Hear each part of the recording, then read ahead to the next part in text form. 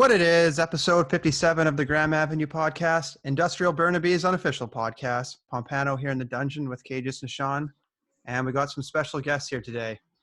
Yes, Guy. We have Mitchell. Do you go by Mitchell or Mitch? Either way. Mitchell Usually. from Daggerad Brewing in Burnaby, BC. And Craig from Wheelhouse all the way down Highway 16 to Prince Rupert. How are you guys doing? I'm good. I actually go by Mitchell, though. You go by Mitchell too? Okay, perfect. Yeah. I guess I'll go by Mitch then, just to keep it a little easier. We'll go Craig. We'll call you Mitch 1. Okay. And Mitchell, we'll call you Mitch 2. Yeah. Good thing we're not drinking. Yeah, sounds good. It is 10 a.m. It's a beautiful day, so we didn't want to cut into that. So we decided to start early, so no beers this morning unless you're brave. We'll start with Mitchell too. Mitch, do you want to let us know, or Mitchell, do you want to let us know a little bit about yourself, when you got into brewing, and a little interesting tidbit of where you grew up in? Yeah. So I got into brewing back in, I guess it was, I got interested in it in 2008, and then got my homebrew set up in 2009, and then started homebrewing with my buddy Liam Murphy, who's now the head brewer at Yellow Dog. Oh, nice. And we just kind of like had this shitty homebrew set up, like a bucket, and I don't even think we had glass carboys to start, and made some what we thought was pretty good beer, but it was probably awful. But yeah, we just kept at it, and a couple years later, we both got a little bit more serious about it, and we're going down the roads to kind of find jobs in the industry and get some more experience, and then that led to an opportunity at a brewery opening in Burnaby with my buddy Ben, and I was the first employee there. And Ben and I had different experience, but we both had some experience in the industry. He went to school in the UK, and I had been apprenticing under a brewer in Richmond, just part-time. And so we kind of came together, both didn't really know how to run a brewery at all, and hit the ground running, and did okay the first year. I wouldn't say it was great, but we learned a lot, as we like to say. And yeah, so back to the second question about the tidbit of where I grew up. Liam and I grew up together in Terrace. Love it.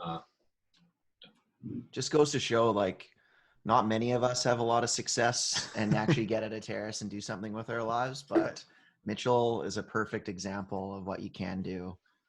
That's awesome. How about you, Craig? Yeah. I mean, the second question first. I was born and raised in Prince George. So love it. We both lived there before. Yeah, great city. Yeah, my parents moved there from Ontario in like the late 60s, I believe. And then, I've got a brother and a sister, and I lived there and went to school there, and then probably was done with it at age 16. When you start driving, I was feeling the vibe to get out, and then certainly went away to college and university, and I love going back there. It's such a great place for family business and everything like that. But yeah, I left when I was about 18. In terms of the brewery, that I got my little home brewing story is tied directly to the brewery, because we had, I'm not even sure of the year, I'm going to say 2009, maybe 2010, I'm not sure. One of my current partners, Kent, kind of called a little meeting in his living room there, and there was about 4, maybe 5 fellas, and he was like, well, you know what? There's no brewery in Prince Rupert. Why don't we start one? And we were like, yeah, it's a great idea. And I was like, well, we should learn how to brew beer first. So the group of us all kind of started home brewing together at that point in time. And I remember I had a job that took me to Vancouver quite a bit, and I went down there and pulled together the first recipe from Dan's Homebrewing Store, which is the Oh, legendary yeah. homebrewing store. Yeah. That's where we got started. Yeah, that's just Cool. everybody's start for every brewer in British Columbia. I think that place Yeah. is just legendary. And Dan was such a great, lovable crank. But anyway, so I went there and looked in his recipe book, and they have a recipe called Strathcona Pale Ale, which is a very simple pale ale.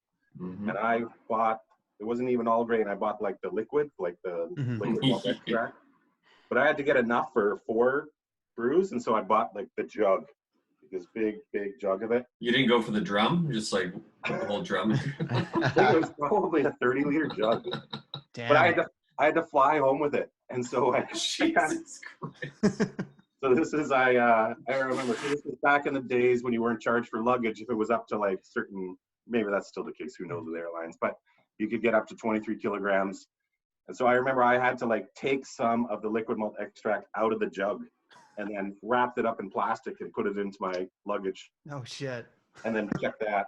And got home, and unfortunately it had leaked. Not everywhere, but it was pretty bad in there. And so we only were able to make 3 batches out of it. So, yeah. I started homebrewing because with a goal. I mean, it was still like a pie in the sky goal, but with the goal that we would be opening a brewery. And I ended up probably doing it a little bit more often, a little bit more seriously than the other guys. So which led me to be like the brewer out of the 3 of us that opened the brewery. Damn, what a start. Now we've sampled quite a few beers from each of your breweries, not as much from Daggerad, but what would you say what's your greatest accomplishment that you've brewed, and what's your biggest fuck up? We'll start with Mitch too. Sorry, is that me? Are we Yeah. still doing this? Oh no, we're gonna do this the I'm whole gonna go time. back to Craig. Okay, great. Okay, all right. Mitchell. Biggest accomplishment. Well, it's tough. I mean, to kind of pull back through the last 6 years to kind of think about. I think. Okay, yeah. So one of the beers that I was probably the most impressed with that we made. I wouldn't say that like it was the biggest accomplishment for the brewery, but it was kind of what kickstarted what is now an important phase in our brewery's life. Is our first mixed culture beer. So the way that started was I was experimenting with like a carboy of beer, and I'd pour bottle dregs in there, and we'd have a nice bottle of beer that somebody brought back to the brewery. I'd be like, oh, that's going in the carboy. And just kept doing that. And I had like fruits that I had mushed up and like stuffed in the carboy. And it made this really interesting. I think the first version was like a peach mixed culture. So it was like tart and funky and stuff.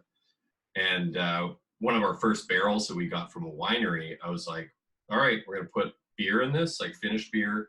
I'm just going to tip this whole carboy into that barrel, and we'll see what happens. And then it was probably like a year and a half later. It was tasting really good. We bottle it. 6 months later, the bottles are ready. So it's like a 2-year project. Wow. And the bottles come out, and it's just like this amazing beer. But we've got like, I don't know, like I think we had like 15 cases of it or something like that. It was a single barrel. But that was one of the beers we won gold medal at the CBAs with. And that kind of gave us enough confidence to kind of continue that pursuit of creating these mixed culture beers. And now we've almost all but converted one of our fermenters into a mixed culture tank. So we're not swapping it back and forth between the clean beers and then the funky beers. So, yeah, so that's kind of, that's maybe one of our bigger successes. Then as far as failures, yeah, I mean, there's definitely too many to count. There's all those batches of beer you never tell anybody, pour down the drain, and it's like, oh yeah, we're perfect all the time. No, I think like we've had a couple batches that were bad, but I think the biggest failure that we had was it was right around when we were doing our expansion. So, I mean, I don't know if you guys have ever been to the brewery. Craig, Have you been to the brewery? Yeah, I went. You weren't there, but I went. Was it pre-expansion or post-expansion?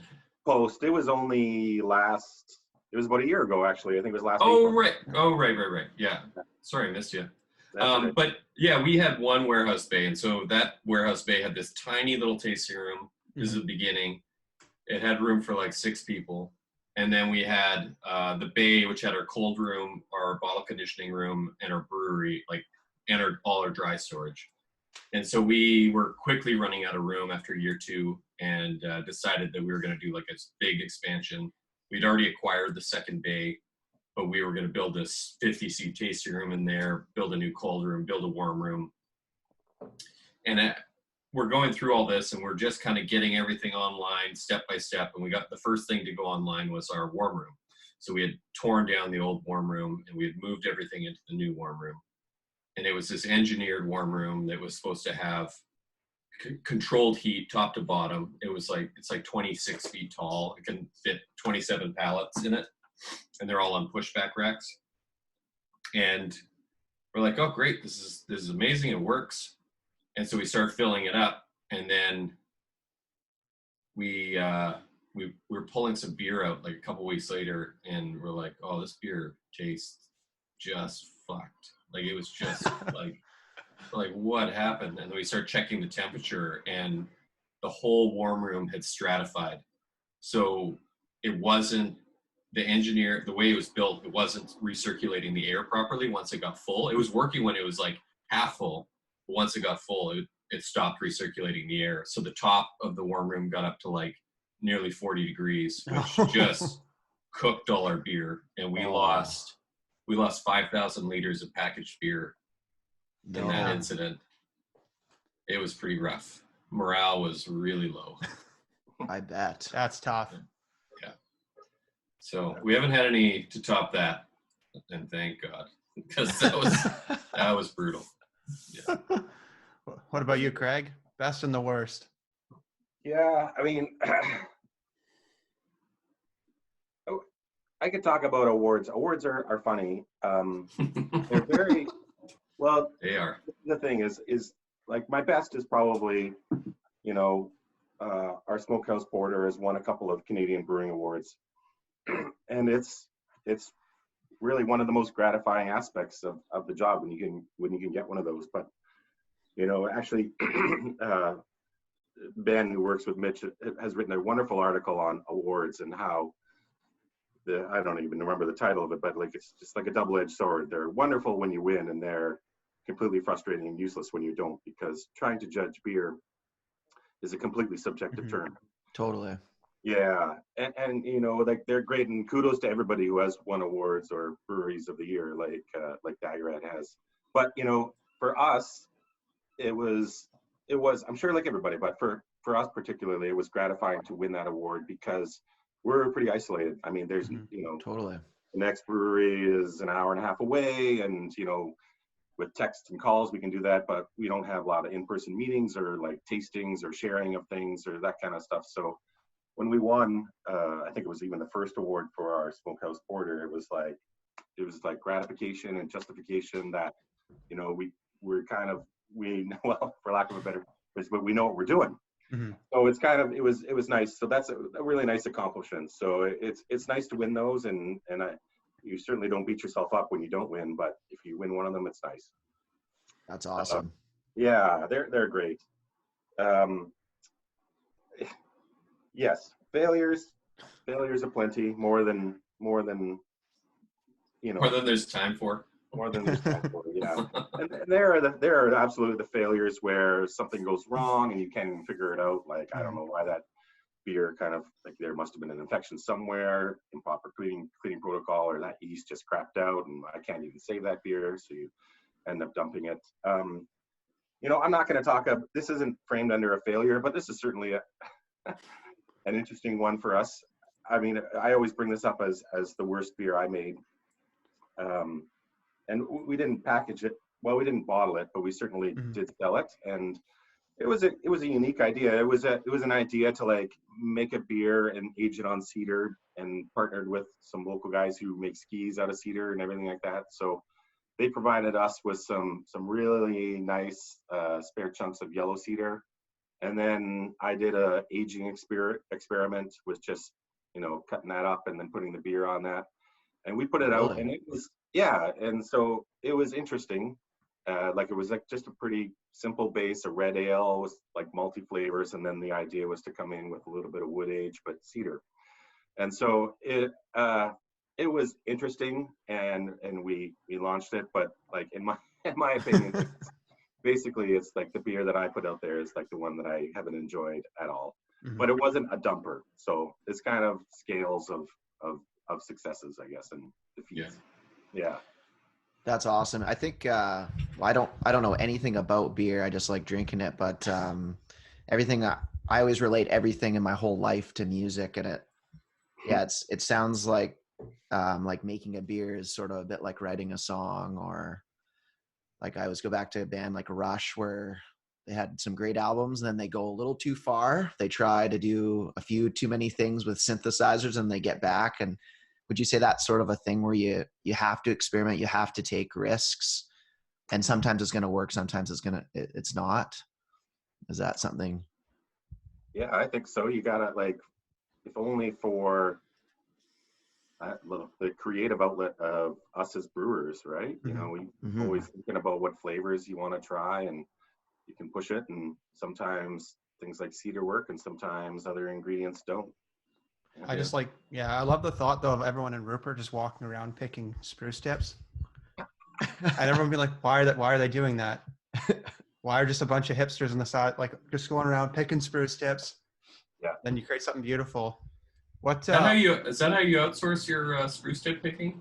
Just get everybody in the community. It's like, yeah. So in the early days, yeah, it was me, and then I put it out there because there'd be so many people like, I got a spruce tree in my backyard, and so yeah, like in year 2 and 3, I remember I actually made a pamphlet, like, here's what I want the spruce tip to look like, So cool. Don't pick it like this, and bring it into me, and for sure people would do that. Now we're a bit more organized in that we actually have a farm we go to, and they've got a beautiful spruce grove in the back, and we kind of heard about last year, I don't know, it was like 20 to 30 people will kind of head out there. But yeah, we still go out and pick it on our own. I was talking, yeah, but it kind of blows me away because it blew me away to figure out that not everybody does that. I found out the other day on another podcast that somebody gets their spruce tips off of Etsy. No way. Yeah, and I guess there are foragers. I know there's so many foragers in BC, but they went further away. Anyways, and I started rambling on about how we're craft brewers and we make it by hand and local, ultra local. Yeah. There locally it is. sourced Sitka spruce tips. Free range, locally sourced, gluten-free spruce tips. That's right. Only way. Let's go around the table again. What's your favorite craft beer from a brewery outside your own? And what's your guilty pleasure beer? Because Mitchell looks like he crushed some Pilsners at a Bronze Island bush party back in the day. Oh, yeah. Yeah, lots. Lots of those bunny beers down the hatch. Favorite beer from another brewery? Well, I mean, obviously anything from Wheelhouse, but I just can't get any, so I just have to drink the swill that's available down here. Glen Pickens. Yeah. No, I'm kind of in this phase of beer drinking where I want to drink things that are like small, light, and crisp. So like 4%, 4.5%. They're really dry. Effervescent is best, like probably like a saison, but there's not that many on the market. So then we're forced to brew our own. But there's a few nice pilsners and lagers that local breweries are making that I'm really into. Strange Fellows has one that comes out every once in a while called Belle Dame. And then Four Winds makes Huff Gold, and though can't get it very often anymore, Persephone's Amarillo Pilsner is really nice. Mm-hmm. And then and Steel and Oak, Simple Things. Those kind of beers. I mean, the blessing and the curse of working in a brewery is that you always have access to beer, but it also means you just barely ever drink anybody else's beer. Yeah, because you just have so much of your own beer around. Yeah. But yeah, those are some of the beers. And then like if I'm out traveling, like in the States, my sister lives down in Austin. So Yes. they have incredible German beers down there, like some of the best lagers and pilsners I've ever had. And they also have Jester King just outside of Austin, which makes. I think I've had Jester King. Yeah, they make a beer called Petit Prince, which is one of my faves. It's like 2.8%, and it mixed culture, very effervescent, really lots of flavor. But you just sit back and crush them and go broke because they're like $10 a bottle. I'm blanking on the name of the street. It's not 6th Street, but it's a street in Austin that's like really weird, and it's all like old rundown buildings that they've like transformed into. Rainy Street? Yeah, Rainy Street. There's like a really, really good, I don't think they actually brew any of their own beer, but they only have local Austin beer. Is that Bangers? Nope. I've been to Bangers, but it's right by, it's like a couple houses down from Bangers, but it might be relatively new, but they had like, geez, they must have had like 150 taps or something. Right. Yeah, Crazy. Austin is an unreal place for pretty much anything unique you can find it in Austin. How about you, Craig? Why do you think, I got a question for Mitch. Why do you think the German style is so popular or well done in Austin? Well, I think it's like most of Texas, really.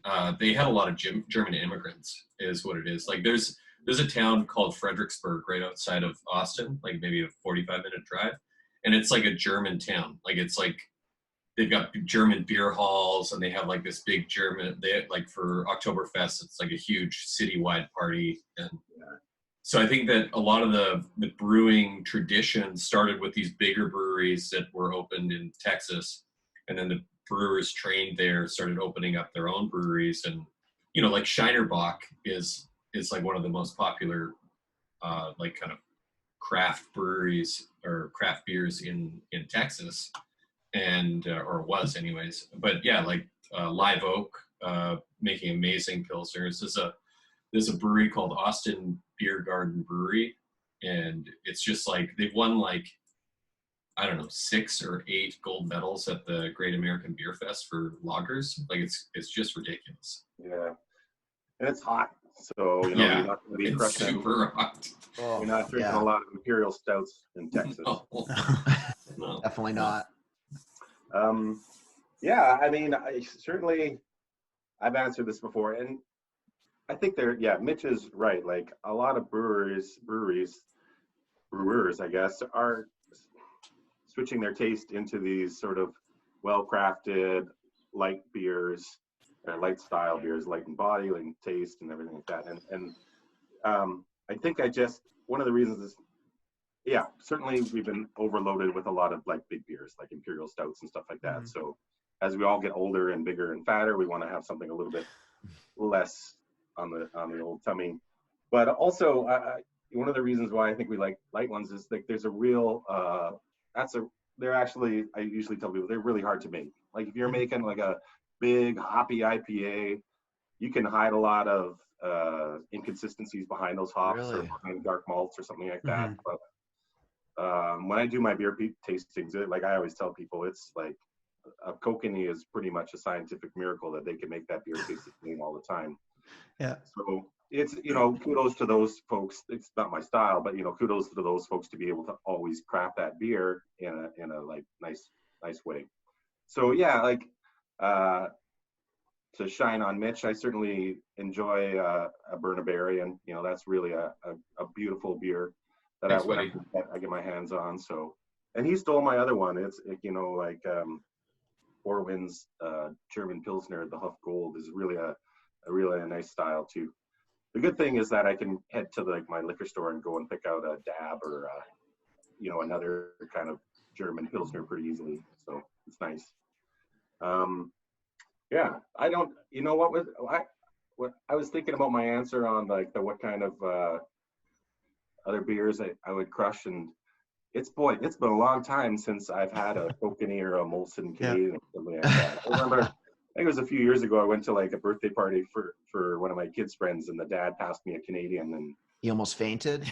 There's no shame in that. Like you can pass a brewer or whatever, but I certainly didn't enjoy it. You poured it into a glass, of course. I want to really smell this. Let it breathe. I did a slow pour, German pour into Yeah. a glass. Yeah. Canadian. Yeah. The last beer I remember crushing a lot of was in my hipster 20s, was probably some Pabst. Love But I it. haven't had it in a while, so I just wonder what it's like now that It's I not have that this great. refined taste. It's not Yeah. the best, Craig. It's not. No. What about Be you fun. guys? Let me turn this table on you. What's your Oh yeah. crusher? Oh, I'll take the lead here. Get the spotlight. I would say favorite beer from Wheelhouse, Gilnetter. Probably crush them for hours. Like they're just well rounded. Scurvy Dog's definitely my number 2. From Daggerad, Craig's wearing it on his shirt. The Bright Side. On a 30-degree day, there's no better thing than just getting. People always ask me. I always tell them I'm a citrus guy. But guilty pleasure beer, Coors Banquet. Ooh. I Honestly, last time I had one, it was terrible. I thought they were like good for like a normal mainstream beer. Everyone tells me they're shit, but I think they're pretty solid. If not, Old Milwaukee. I think the problem with a lot of those beers is like they're great if they're cold, but they start warming up and they don't taste very good. It's insane. We were down in Denver for the Craft Brewers Conference last year, and we were at the baseball game, and they brought in a bunch of Canadian craft beer, and they ran out as soon as the game started. It was like that shit's off. Oh yeah. Coors is on, Coors Field, and all the brewers. There's like nobody wanted their picture taken, but all the brewers were drinking Coors Banquet and Coors Light, and yeah, it's just not very good. On a huge glasses, right? So you're like, no, it was like liter cans or something like that. Like they're just massive. Yeah. Sorry to interrupt. Oh no, that's awesome. That's great. For me, probably actually, I think my favorite beer right now is we just tried, Craig, that I can't remember the name of it. The sour, all-inclusive sour. Oh, he did absolute work on that the other night with some pizza. It was fantastic. And I have to go the same with the lemon. I haven't actually tried. I feel kind of guilty, Mitchell, but I haven't tried a ton of Daggerad. But unacceptable. Tough to get. It's tough to get here. But Paskina has a good supply on occasion. If my dad hasn't rated it. Yes. Yeah. Exactly. Mitch is just. Murray's just doing absolute work at the ski, I heard. Oh yeah. Merv gets in there sometimes too. Picks up scraps. I got an email from the Skeena liquor store manager, and like it was like an order, and it's like, yeah, Murray told me I had to place this order ASAP. I was laughing.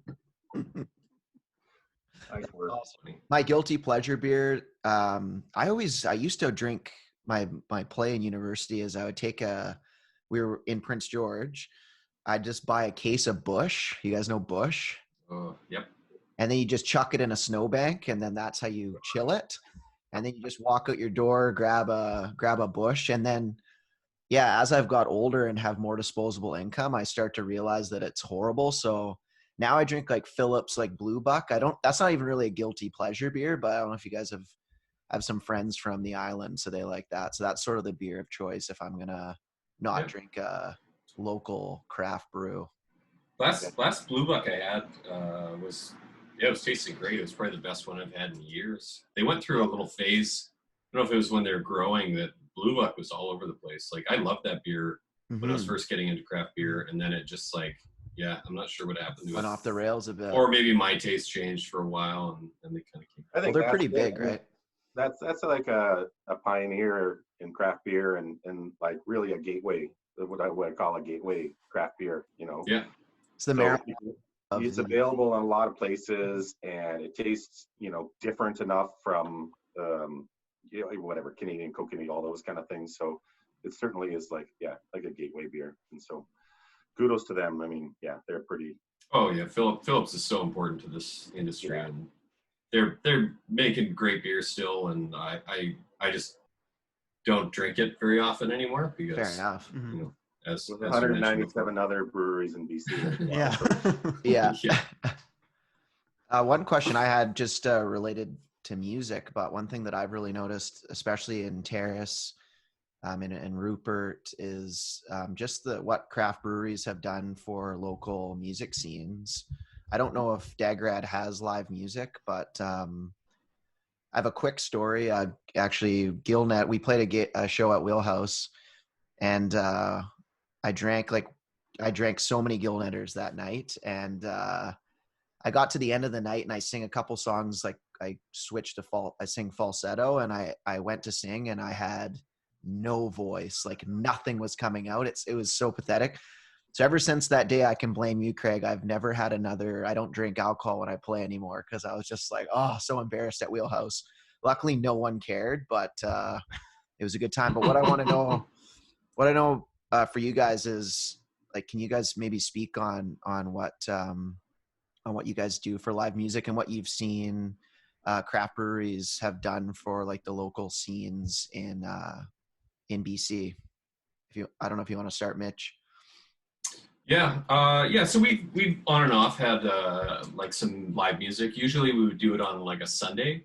We found that Sundays were a good day for our room, and it wasn't too full, but you'd still get a bit of a crowd, and kind of gave people an opportunity to come out for something to do on the weekend. And so what we started doing, we had hired a woman named Madeline, and a couple years ago during the summer, and she was kind of helping us out with farmers markets, but she had a background in jazz, and she also had her own band that she played with. And so she was booking through that summer. She booked all the Sundays. We'd have like live jazz in the tasting room. That's super cool. Yeah, it was really great. And then we've had a couple other musicians through, and we always hire bands on our anniversary party, which our anniversary party is not happening this year, but we put up a little coloring contest. And we're hoping to do something in the future when we can. But yeah, that's kind of it. Like, that's super cool. Support live music when we can. I mean, our room isn't like the best layout for live music because we've got a mezzanine, and so like you could set somebody up downstairs, but it's kind of hard if you're on the top floor to kind of have access to it. The sound moves beautifully through the room. Other than that, you can't really see it super well. Awesome. This is sort of I've discussed this with a few other northern brewers. It's particularly with my old employee and friend Cam, who brews in Smithers. One of the interesting things that might differ about the breweries and the tasting rooms in the north is, like, for sure, craft beer has grown in the north, and there are absolutely craft beer fans. But one of the interesting observations I think that he made was, like, you know what, like, people are okay with craft beer, but more importantly, they like local. And really what a lot of these breweries up here did is, like, give people a new cool place to go. We have a really unique tasting room, and there wasn't a lot of places around Prince Rupert you could go and not have a TV in your face, kind of thing. So just breweries across northern BC have given people that option. And so I think that plays into like we stumbled into like being a live music venue. It was not something that we had planned at all. And I think it's just been that part of that evolution of, like, we gave people a different place to go. It was a different place to go. And then it was like, oh, well, then some friends in bands, they wanted to play somewhere. And we just said, yeah, you can do that. And so I think that's just, that's just sort of been this like natural evolution of the breweries across north. And then what's happened is, we were one of the first for sure. And then, like, bands to get to Prince Rupert, that's a long haul. So they kind of want gigs along the way. Exactly. And just these breweries have become these places where, between like Trench and then Smithers, two and Smithers, and then Sherwood, and that's just, that's like 4 or 5 gigs, and they can do that. And that all of a sudden that's a viable tour, as opposed to like trying to get out to Prince Rupert, which is 8 hours from anywhere. Yeah, so exactly. Yeah, it's just, I think that's been sort of the way it's happened for us, at least. It's been unreal having craft breweries. Like, for one, we have not really many bars to go to in these small towns. Also, if you want to have a beer at noon on a weekday, you don't feel bad about it. No judgment. It's not even a bar; it's a tasting room. So it's nobody in the brewery is ever gonna say, "Hey, You're not allowed to have a beer here. What do you think we're open at noon for? Yeah, exactly. So what's it like though with your marketplace? Like it's quite a bit different. Craig, you were saying you're the only game in town, whereas Mitchell, there's like I don't even know 80 million hipster breweries in that Yeah, Vancouver I area. think it's just under 80 million. Yeah, I think like 79.8 or something like that. So what's it like though, like fighting for marketplace in a big city? Yeah, I mean it's definitely getting tight. It's it's so funny. Like we talk about this a lot at the brewery. Yeah, I think Ben and Jordan Foss from Steel and Oak, who has a podcast on beer. If you guys Love are it. interested in it, Okay, it's we'll called check it It's out. called a little shout out to him. It's called Beer Life. But yeah, they always talk about this idea of like at the end of the year, you're like, oh great, 2019's over. Perfect. I know how to run a brewery in 2019. And then 2020 hits and you get this whole, there's a pandemic, like, Yeah. you're just like, okay, well, I guess we're relearning how to do business completely. And yeah, so,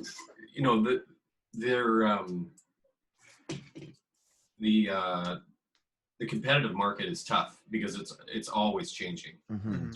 When we first got into it was bombers, everything was bombers, and then the cans started happening, and then we were like, oh, we're never going to go into cans, and now we're in cans, now we're buying a canner, and so it's like, yeah, everything's constantly changing. And I think the important thing is going back to the conversation we were having about experimentation and trying new things, is just making sure that you're staying relevant. That doesn't necessarily, in my opinion, mean that you have to be following all the trends, but just making sure that you're making something that you feel proud of and that you feel like you're experimenting with and kind of pushing yourself a little bit. Obviously always make it good, but Yeah. What about you, Craig? You're like, I mean, like you said, you're the only brewery for 90 minutes, but there are obviously less hipsters per capita in Prince Rupert than there are in Vancouver. So how do you get people to go, say, to your brewery instead of going to like the Crest or drinking Pilsner on tap somewhere else? Well, yeah, it's a different game. I mean, because those pubs and bars are our partners too. Yeah. So we certainly don't want people to stop going there. I think one of our that's not really even a strategy, but one thing you just have to differentiate yourself a little bit. We don't have a kitchen, we don't have televisions, so if you just kind of give people something different, and then if they want to watch like a hockey game, they can go to Breakers or the Crest or another place or something like that somewhere else local. So yeah, it's the challenges, they are different for sure. Like ours are like distribution and distances and I don't know, like trying to get the beer across the north, it's all expensive, and getting the ingredients to us. So yeah, I think like I said earlier, we just kind of happened into this dingy little basement place, and we chose it because it had a lot of character, but it has its whatever benefits it has are the same limits. We certainly have people that won't come to our place because you have to share. Well, before you had to share like a bench along lunch with people. So yeah, it's definitely a different marketplace up here. And I wouldn't trade it for anything. I would not want to try to run in fact, I said this many times, I wouldn't have opened a brewery in Vancouver, even in 2013 when we opened. That's like, we didn't know what we were doing when we started, and we were able to make a few mistakes and not go down. I don't think you can do that, especially in the past couple of years. You've got to kind of open strong out of the gate nowadays. Yeah, it's definitely a scary prospect if you're opening a brewery now. It's just there's so much competition and like shelf space, and with everything that's going on with COVID, like I know a lot of liquor store managers just don't have time for new product. They just want to like rinse and repeat. Whatever's selling, we're just gonna keep ordering that. Like, oh. Yeah, the sales game is an interesting one, and the least, for me personally, the least favorite part of my job.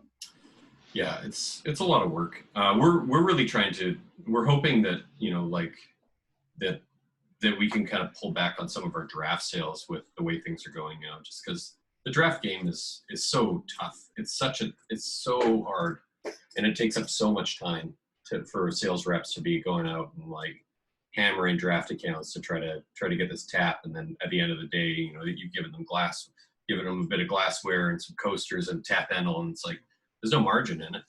Mm-hmm. So, Yeah, that's interesting. And is that similar in Northwest BC, Craig, or do you think are we more like for revenue streams? Is it more or less selling like the bottles, or do you make like a large portion of your revenue from selling kegs to restaurants? Yeah. Well, there's three ways to make the revenue, and the largest margins are for somebody to come in and have a glass of beer at Wheelhouse or at a brewery. And that's, well, I'll talk about that tangent later. So that's one. And then the second one is packaged product, bottles to liquor stores and whatnot. And that's probably, in terms of margins, your second. And the lowest margin, but potentially highest volume is kegs to bars. Yeah. Mm-hmm. You know, it doesn't take much labor to it takes less labor and less packaging to put it into the keg and go from there. The difference, I haven't tried to sell draft in the Lower Mainland, but yeah, it would, my gosh, I would rather hang myself. It's, you know, the competition is high. The quality of beer is high, and there's a long history of draft beer, maybe in the world, but certainly in BC, with like the big guys, you know, providing a lot of incentives for bars to only carry their product. And so Yeah, that culture is really ingrained within the industry.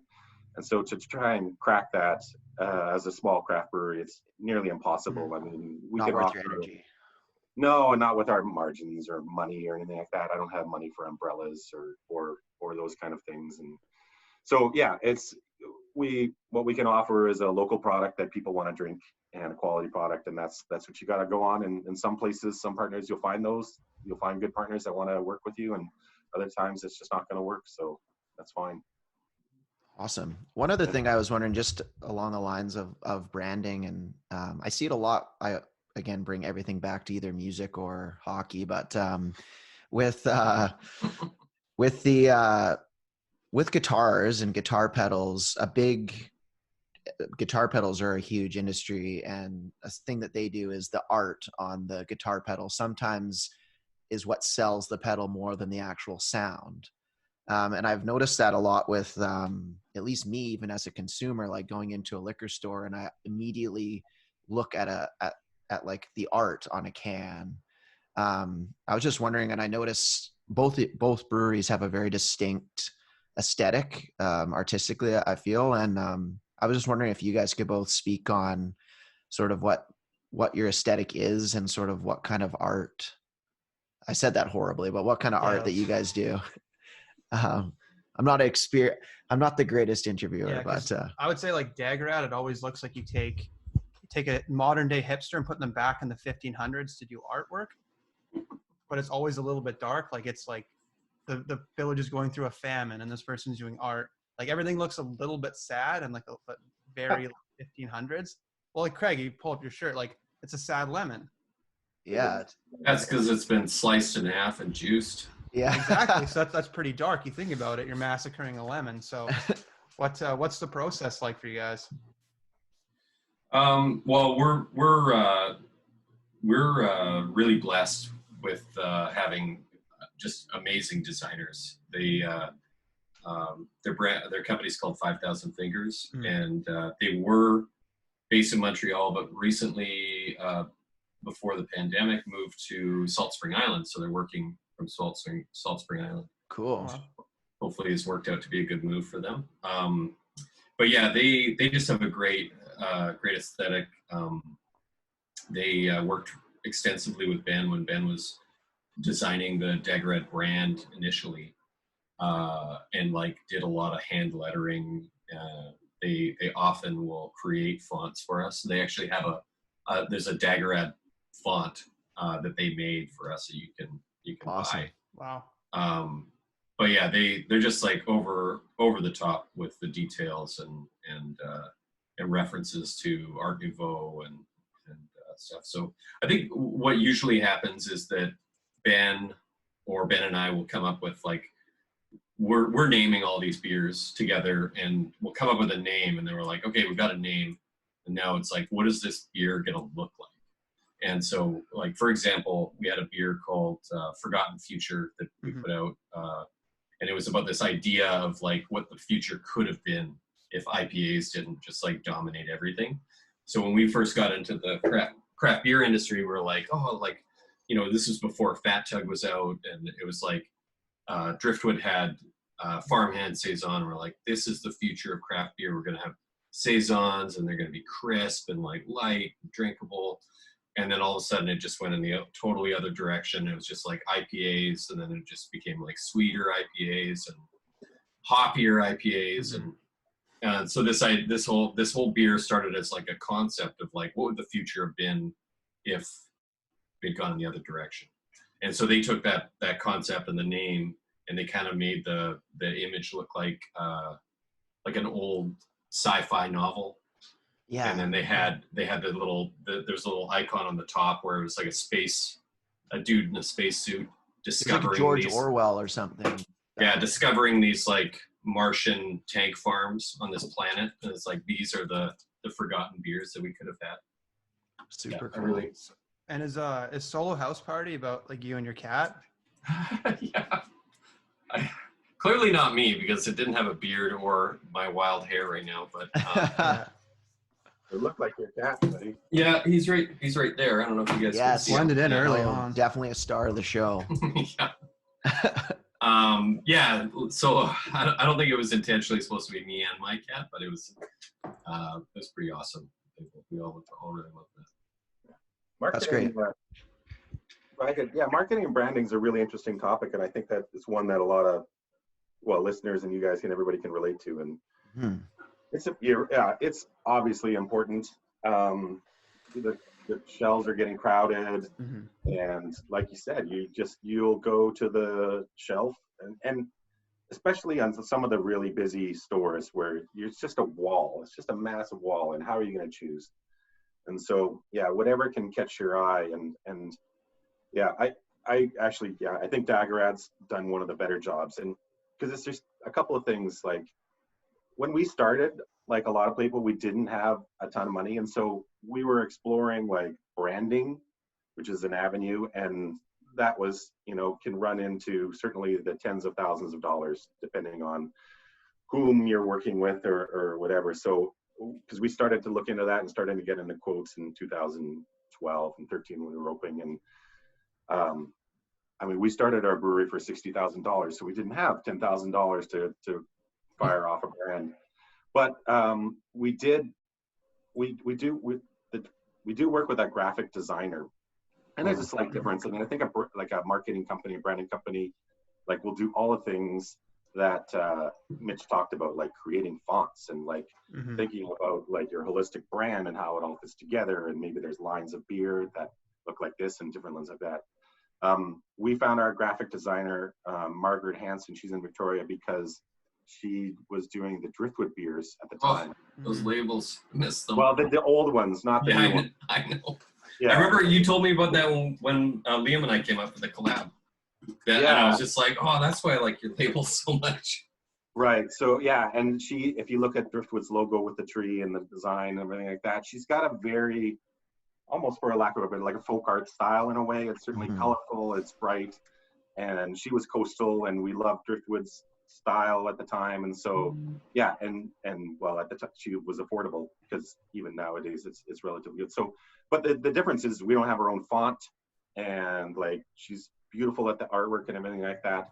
But sometimes, like, I'm glad that you think our labels all go together, but sometimes I look at it and I'm like, oh, I want my own font, because I got to make a poster over here, but I don't have a font, so I got to make one up. But so anyways, it's a bit different, but this is good. I've been working with her just this past week or two, because we too just bought a canning line, so it's going to show up in a few weeks. So I have beside me some of our like potential labels. So like she's been sending me stuff and trying to figure out how to turn flags. Yeah, and I mean that's a strong. We didn't change you know, we discussed it. It was going from bottles to cans is a good opportunity to rebrand, but Love it. our brand's strong enough that we can just roll with it. And so we've been working on how to like change like Oh, yeah. that's Anyways, tight. our bottle labels are 4 inches by 4 inches, and then putting them onto a 473 ml can, you're going to like 7 inches around. So Yeah. So we have a brand in terms of like if you want, you're like, oh, I think I want that. I like that green beer from Wheelhouse. So that's Foggy Harbor, or switching over to like, here's that Gilnetter label. This is Ooh, Oh, love it. it's got like it's got the yellow punch. It's bright. yeah, So that's those kind of things beautiful. stand out on. Yeah, so it's fun. It's fun for me, and you know, it can get expensive, but it's something we like doing. For sure. Massive And development. it's so key, like I said. But yeah, I butchered that question, and you guys just hit it out of the park. So thanks, boys. You One saved one the other pod. thing. One other thing I'd like to add into there is just that, like, for us, one of the things that's so important about all the beers we put out is having, like, cultivating a story behind it. So I think, you know, we need to have a reason why we're making this beer, and that's just like that's how everything starts for us, is like the name and the story. Yeah. I like how you put so much effort into creating this beer and experience and everything, and then I just sit on the deck with my shirt off and just crush a 4-pack and get completely blitzed. It's working. It's working clearly. Yeah. That's sick. We're gonna keep this moving along. We're gonna get into Pimpy's fun fact, which is brought to you by Kyle's mother, Laura Gray.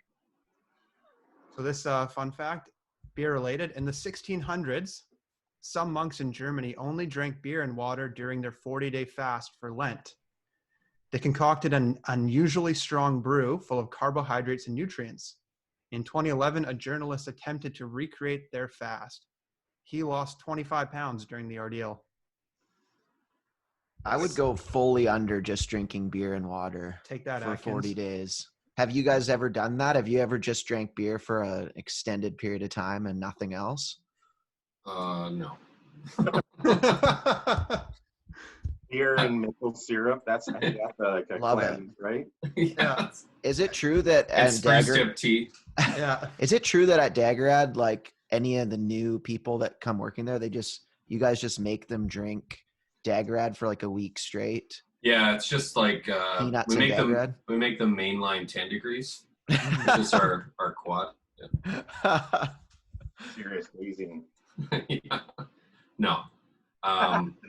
Yeah, we're pretty relaxed. I mean, I can't speak for all breweries, but like our employees will often wear like other breweries shirts while they're working and stuff. And we're totally cool with that. I think it's like bad business if you're trying to, like, I think for you guys, I don't know if this makes sense, but it's probably just good for people to want to drink craft beer. Cause if there's not if people aren't enjoying craft beer and they're slowly becoming more like me or how I used to be and drinking just Busch and stuff, like it hurts everybody. But we're going to move into a very popular segment on our podcast. My father actually my parents are my grandma too is listening. She'll be listening to this. So we'll bleep out all the fucks, but for veteran move or rookie, we call this segment veteran move or rookie mistake. So we get people and we ask for scenarios, and then we say if it's a veteran move or a rookie mistake. So Pimpy, you want to start with the first one? Yeah, this one comes from Brandon Stella. Brandon's family, they're buzzing along. They're starting a cult here in Terrace with all of the Stellas. Oh yeah. Yeah. I'm related to that cult. Yeah. It's going to be a good one. So this one, he says, drinking several porters or stouts in one sitting, veteran move or rookie mistake? Is that us? You want us to answer? Yeah, you Yeah. guys got to answer. We'll answer too, but you want to go first, Craig? Veteran. Veteran move? I'll guess veteran move. What rookie's going to start with stouts and porters? You don't even have to guess, Craig. This is all your opinion. There's no right or wrong answer here. Oh, Yeah. I think that sounds fine. It's it doesn't sound like a rookie. I think They know what they're doing. I'm going to say it's a veteran move, but with a twist. Depending on the meal you're eating it with, That can be a massive rookie mistake. Like if you have a big night out with your friends or maybe a date night, Are you just and you crushing crush stouts? a couple stouts and you just like, at least for me, if I have a big meal and I'm drinking stouts, I have like I just start to like my body will just shut down and I'm so sleepy. So I think it's a veteran move when it's the right time. Pimpy? I'm going to go against the grain here, say rookie mistake. And this is mostly because I'm an absolute pigeon. If I drank 3 porters or stouts in one sitting, Craig would be dragging my lifeless body. I'd probably be my lifeless body just out into the street because I would lose all function. I'd pass out. That's what you do with people that are overserved, right? At Wheelhouse, just drag them out to the corner. And Yeah. leave them Oh there. yeah. Just leave them in cow bay somewhere. Don't let them sleep in a pot somewhere. Yeah. Well, there's that little room that you guys keep the music equipment. That's probably where you just leave people. Just open up that. Yeah, Kyle. exactly. Yeah. Yeah, they can sleep on the concrete back there. Exactly. Next one. This is from Austin LeGros. He asks, drinking 8 craft beers after work on an empty stomach. I think this one answers itself. I think we know the answer to this one. Come on. That's it's not a great question. Rookie mistake all around. Yeah, you're going to be in a world of hurt. You'll be in a dark place after that. Okay, next one. You want me to read this Yeah, one? this is a long-winded one. Okay, it's a bit of a long-winded one. It doesn't relate to beer, but I know you guys gotta like, if you have to like hot dogs if you drink beer. This is from my friend Richard Murray. My family's from New Brunswick. I don't think they have craft beer breweries there yet. In about 20 years, they'll get them. Oh, they're getting feta cheese in about 10 years. Yeah. But in New Brunswick, they use the hot dog style buns. Like they call them New England hot dog style buns. Have you guys heard of those? No. It's like a two. Those are the ones with the it's at the top and it splits open. Yes. So it's a more of a traditional bread, and it can actually sit up, and you can toast it on either side. Wonderful. Yeah. What he is wondering is veteran move, rookie mistake, the way that New Brunswickers cut their hot dog buns. I think it's a veteran move due to the toasting ability. This is probably a tough question for Mitchell because he doesn't know what we're talking about, but what do you think, Scott? I've never had one, but I've looked at them and it looks like an absolute slam dunk. People in New Brunswick do a lot of things wrong, and I mean a lot of things, but every once in a while they do something right. And I think the hot dogs that they have there, because that's really about 90% of their diet, they really have mastered it. Definitely a veteran move. What do you think, Craig? A few years ago, a good friend of mine got married in Rhode Island. Oh, okay. Yeah, and so I loaded up my family and we went out to Rhode Island. And then after the wedding, we got rented. This sounds so fancy. We rented a cottage on Cape Cod. Not a big deal. Jesus. Like there was like 2 rooms to that cottage. Oh, that's extreme. That does not help at all. Yeah. Way too glaring. I'm But- trying to show a picture of it, but I can just look it up. They use those rolls. They use that bread there on lobster rolls. Yes. Okay, that's what I was thinking. And Then it is, yeah, yeah, it is game changer. You're right. You can like toast like in butter on both sides, and then you're filling down the middle, and whew, It's the most veteran thing of all time, I think. What do you think, Mitchell? I think sounds we know great. the answer. Yeah, I think sounds like the right choice. and Richard also asks if you can enlighten the world on any other cultured ways of eating hot dogs or everyday items. So I will say one of the most cultured things I've seen in Australia, they get kangaroo sausages and you fry them up on the Barbie, and you just take a piece of white bread and you put some barbecue sauce on it and just wrap it around the kangaroo sausage and eat it like that. no butter, Very- just Just a piece of bread, yeah. Just And a you piece fold of it in bread, half. folding it around. My dad used to do that as a kid, and because he's from New Brunswick, and it just traumatized me. So it's basically just like an edible plate at that Yeah. point. You got it. You got it. that's rookie. That's what you do when you like don't have buns. There we Oh, go, yeah, Yeah, Craig. you don't have those New England buns. You just like, I got some Wonder Bread here. You guys are really getting the whole veteran move, rookie mistake. That's awesome. Okay. Last one. I'm going to make this up, which I've already mentioned, but veteran move, rookie mistake, taking a generic domestic beer and chucking it into a snowbank and crushing it before a night out to the Jenny in Prince George when you're in university. Craig, do you want to answer this one? Snowbank beers are a veteran move. Love it. The generator is a rookie mistake. Yes. Oh my God. I've never had one good experience there. Every time I leave, like, just feeling bad about myself. How about you, Scott? I'm going to say, generator, rookie mistake. Luckily, tax fraud got them in the end. Snowbank beers are an absolute veteran move, though, because you think about all the eggs you can fit in your fridge. Sometimes when we have too much stuff in your fridge, especially right now, shopping once a week, not a lot of room for beer. So having a snowbank as a fridge/freezer is absolutely a better move. Yeah. I think Mitchell agrees with everything we've said. Yeah. I grew up in the north. I know about snowbanks. Yeah. This guy's been to at least 6 Bronze Island bush parties in high school. Before we get to at least. questions from the audience, just a specific question for Mitchell. Like, do you feel like that Scott and I act like we're from Terrace, or do you think that the way Terrace people are has kind of changed over time since you've left? Just wondering what you think about us. No pressure, Mitch. Yeah. Yeah, I mean, I don't know. You guys seem like you're seasoned Terracites. Okay. I don't know. Thank you. That was What is very, the- very well thought. What is a gentleman? What is a trait of a terracite? There's a lot of different traits. Yeah. Other than thirsty, like constantly thirsty. Constantly thirsty. It is hot there. I can't deal with that inland heat. Yeah, Yeah. no. Well, we went to. I remember we played a show at Wheelhouse was there. It was at the Cannery, and it's this is a classic Terrace and Rupert thing, and it's 30 degrees. All my friends are going to the lake, and we had a gig. I think the gig was at like 4, so we were leaving around noon to head to Rupert, and I'm like, oh, it's 30 degrees in Terrace. I'll just wear my shorts and my t-shirt, and that's all I need.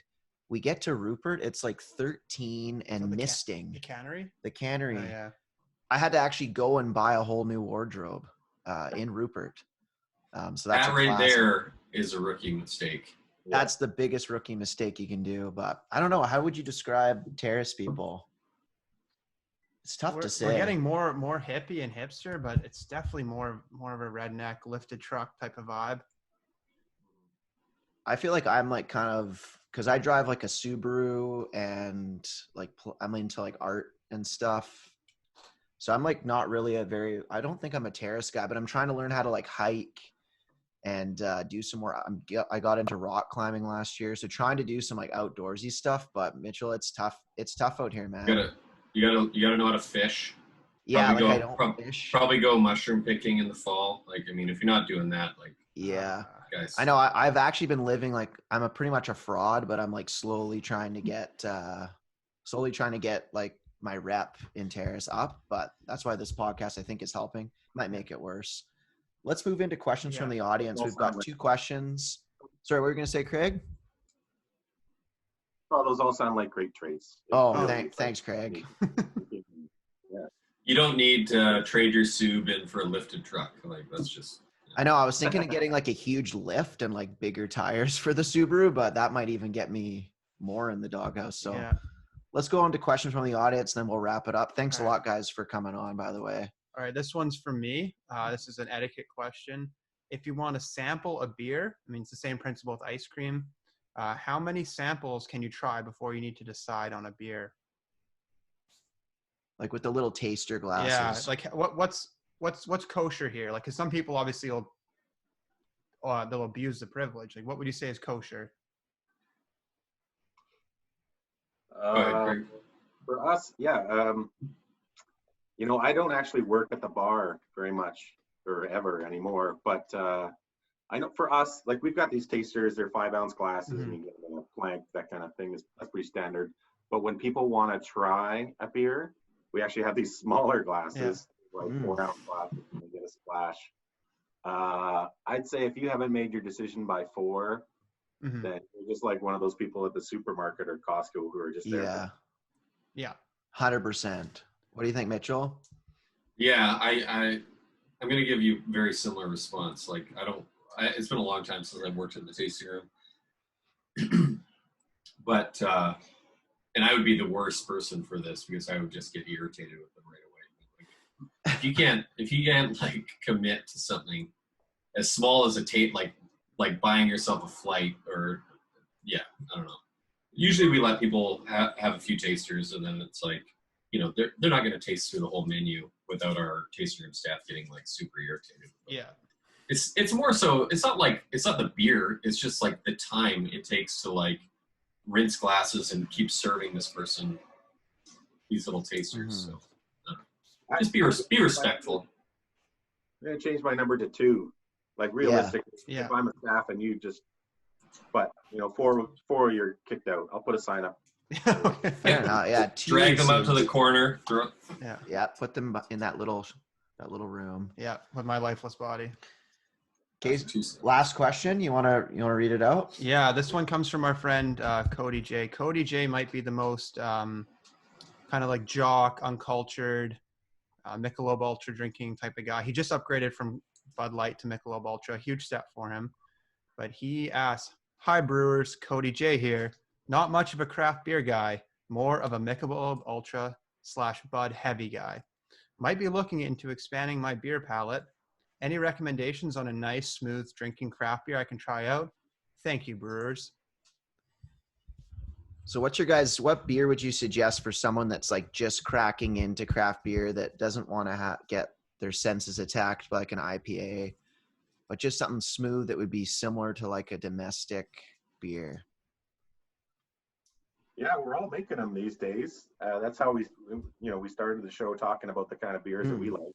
Yeah. But, I know we're not supposed to choose our own, but you can choose your own. Oh yeah. How about I choose Gilnetter? Let's say a Gilnetter. Oh, you don't. Yeah. Here again, buddy. Mitch, what's your choice other than Gilnetter?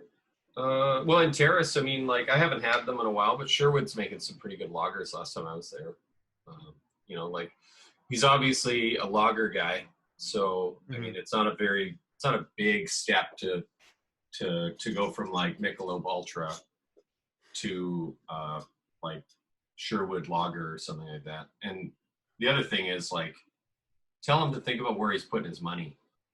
That is true. Does he want to put his money back into the community? Does he want to send it south of the border where they're doing all sorts of horrible things with this pandemic?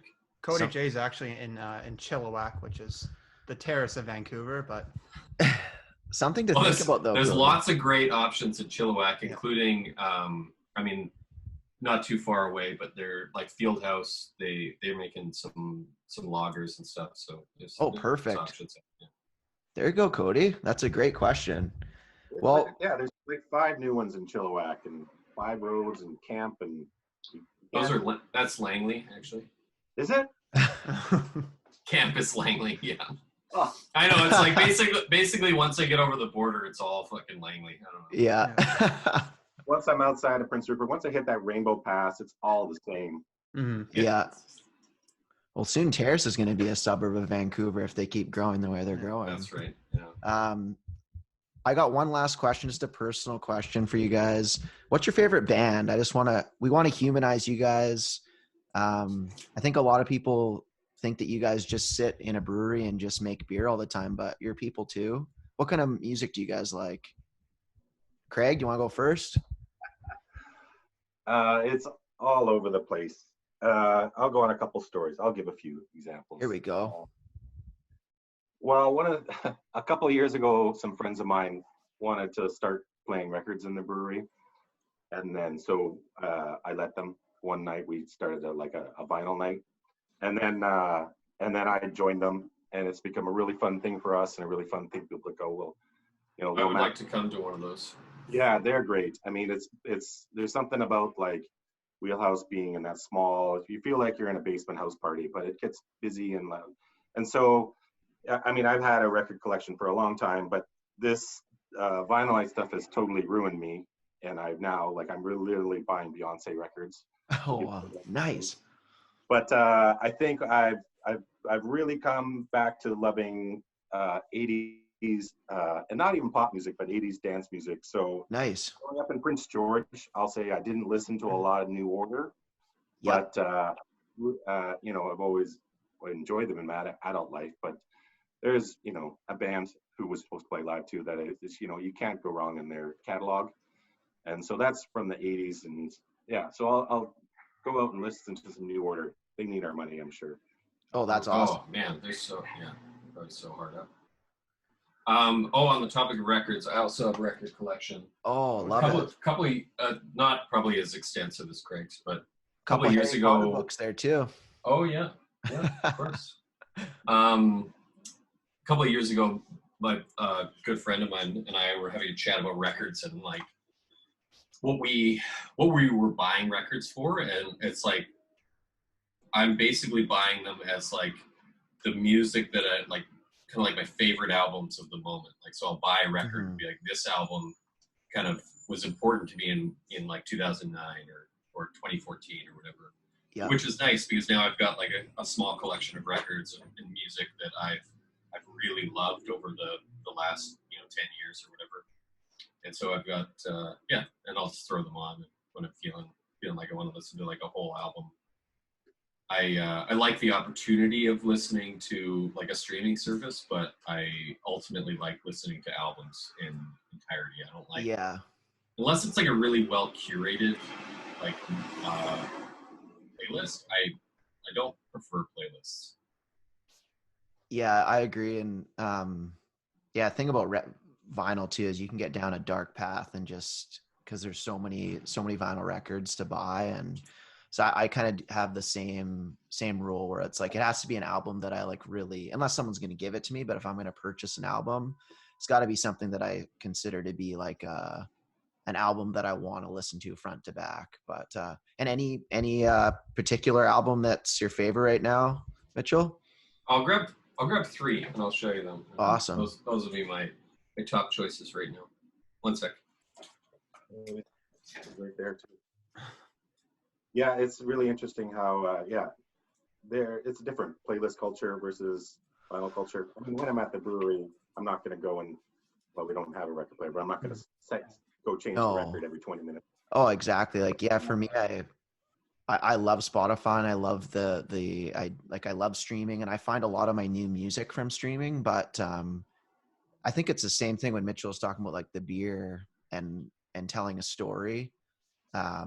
I think that's the same with an album. A lot of really great albums are telling a story, either telling a story or it's showing like what an artist is feeling at that time. And if you just listen to one song, it's not going to give you the whole picture, right? I had someone hack album. I have no records, Sorry, but someone did hack my Spotify. I don't know who, and they were listening to Taylor Swift and then Baby Shark. So I had to log out of all my accounts and change my password. It was very devastating listening to music with my headphones and just kept switching to Taylor Swift and Baby Shark. That's tough. That happened to me too. I don't know if it was a hack or there was some mix-up, but it actually was someone from Taiwan because it was all this Taiwanese pop. Oh, and I had to shut it down and restart it back up. It was strange. Okay, Mitchell. Mitch, buddy. Oh yeah, here we go. So War on Drugs, love it. Love that album. Mitch, no wonder we get along. That was honestly going to be my modern day choices. You want to talk about a band that puts a lot of thought into albums and can put them on? Yeah, great band. So great. The thing I love about him too is like the songs aren't very complex, but they have, and sometimes they'll go on for a long time, but I don't know how he does it, how he keeps it interesting. They're just like this wall of sound. Too. Yeah. Like totally. We saw them, we went to the Skookum Fest. We were pouring beer there, and so I poured one day and then the next day I got to go enjoy it. They were playing that the second day and like just incredible, like just unreal. It's so good. I saw him that same tour, but I went down with my friend to Seattle and saw him at the Paramount Theater, and that must have been awesome. Show, and you're right, it's the same thing. Like when they play live, they got the songs, it comes the same, and then he's got his guitar solo, and then the outro, and then usually it'll kind of go right into the next song. And yeah, he's known as being pretty particular in the studio, so they did great live too. So this one was, I didn't know about this woman, and our friends in Australia sent it to us, and it's just such a great album. Oh, Tash Sultana. Never heard of her. Yeah, she's I'll amazing. check it out. Nice. You even got it in plastic wrap. Love it. She's an amazing guitarist, like just incredible. And then these guys, or these women, I should say, not guys, we saw at Austin City Limits a couple of years ago. Also amazing. Savages. I've heard of them too. Yeah. I can't remember what song they have that's really, really good, but there's 3. I mean, there's lots more. I would have spent like another 20 minutes digging through there to try to find the ones I was looking for. Super cool. I couldn't walk over and choose 3. It's too much pressure. Yeah. Next time we'll just have to have like choose your 3 and we'll have them sitting there right Yeah. Yeah. For sure, boys. Do you have anything else you want to say, Scott? No. Kind of took it over with the music. I know. I kind of spaced out there for about 10 minutes. I didn't know what anyone was talking about. What about you That's guys? cool. What are you guys listening to right now? Geez, for me, I've been actually getting into a lot of country music. I actually went to Austin. I went to ACL Fest in 2019, and I saw Tyler Childers. I don't know if you guys have heard of him. What I like to do is follow producers. So if there's a producer I like, I'll look up what other bands he's done. And this producer, Dave Cobb, he's done he did Brandy Carlisle's most recent record. He did John Prine's last record. And then he didn't do Tyler Childers, but he did Chris Stapleton is sort of how I found out about him. And then it just opened up this whole world of like, it's not really country, but sort of like, I guess they call it Americana type music. There's some really good singer-songwriter type stuff out there that's not getting nearly enough mainstream play, but yeah, that's the kind of stuff I've been listening to. How about you, Scott? I just listen to whatever comes up on my Discover Weekly, so and build from there. He's like an electro pop guy. This guy, everything he listens to is like a poppy, like, I don't know. It's got everything has a synthesizer in it right now, but Probably 60%. about 50% of Scott's music, I go, that is not good, and then the other 50%, I'm like, that's actually unreal. So, yeah, I told you like that. Before I was playing records, and then like that vinyl was just supposed to be we'll play records and people will drink beer, and then it's morphed into basically a dance party. And like honestly, so like cool. I was like you, I was listening to like one of my all-time favorite artists is Bill Callahan and Smog, and here's a guy that like his voice is really deep, and I would just sit in my armchair and listen to it. But I'm not playing that at vinyl night, so now Yeah. I'm over there with you, Scott. I'm picking out my electro pop. Crowd pleasers. Yeah, you got some bangers, man. Yeah. Yeah, another guy I've been listening to quite a bit now is like to go back to 80s is Talking Heads. Like David Byrne, you can get down a rabbit hole with that guy, the amount of music, and he's so eccentric and honestly a brilliant musician. And yeah, that's awesome, guys. Well, we thank you so much for coming on. And Mitchell, I probably could have had a whole pod just talking about Austin with you, but Scott would probably leave the podcast. So maybe we'll talk about it another time. Oh man, I could talk about Austin food and beer for hours. I know, man. But anyways, yeah, thanks so much. You guys have anything else you'd like to say before we sign off? No, just thanks. It's fun to get out here and do these things and chat about it. And good to see my man Mitch. I miss you, buddy. Miss you too, man. I really hope I can get up to Terrace and Rupert this year. You know, if travel restrictions are eased and stuff like that, it'd be great to see you guys. That'd be sick. awesome. Yeah, meet at the Wheelhouse for a pint. Yeah. Make sure you check out. Keep an eye out for all-inclusive pineapple coconut sour from Wheelhouse in stores, and the solo house party from Dagrad. You will see Mitch dancing with his cat on the can. And yeah, please support local if you can. And yeah, well, I'm excited to try out. I've tried almost everything from Wheelhouse, but excited to dive into Dagrad. So thanks a lot for coming on, guys. Yeah, thanks.